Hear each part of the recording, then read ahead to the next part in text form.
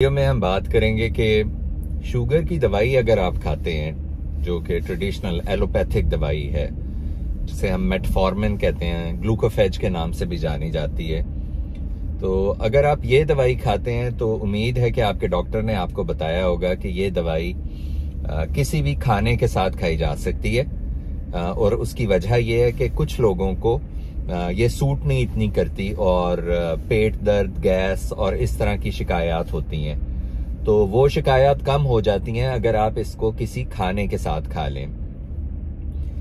अमूमन डॉक्टर्स ये रेकमेंड करते हैं कि जी आप इसको रात के खाने के साथ खाएं, क्योंकि वो फिर पूरी रात काम करती रहेगी और सुबह जब आप फास्टिंग शुगर अपनी चेक करेंगे तो वो कंट्रोल में आएगी।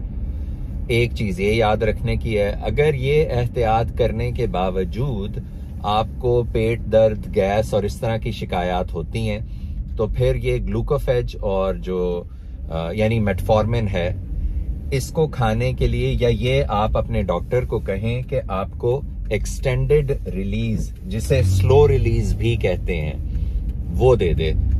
तो मेटफॉर्मिन स्लो रिलीज का फायदा ये होता है कि वो आहिस्ता आहिस्ता बॉडी में रिलीज होती है और उसकी वजह से आपको पेट दर्द और गैस और इस तरह की जितनी शिकायत हैं वो कम होंगी।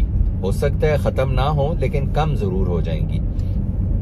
तो अगर आप सबसे पहले मेटफॉर्मिन ट्राई कर लें, अगर उससे नहीं आपको ये सिम्टम्स जो हैं ये नहीं जाते तो फिर स्लो रिलीज ट्राई कर लें। और अगर स्लो रिलीज के बावजूद सिम्टम नहीं जा रहे तो फिर डॉक्टर से बात करें, वो आपको कोई और शुगर कंट्रोल करने की दवाई सजेस्ट करेंगे। इस बारे में कोई क्वेश्चन हो तो जरूर पूछें, और जो भी अपनी दवाइयों में चेंज या ऊंच नीच करना हो वो डॉक्टर से मशवरा किए बगैर मत करें।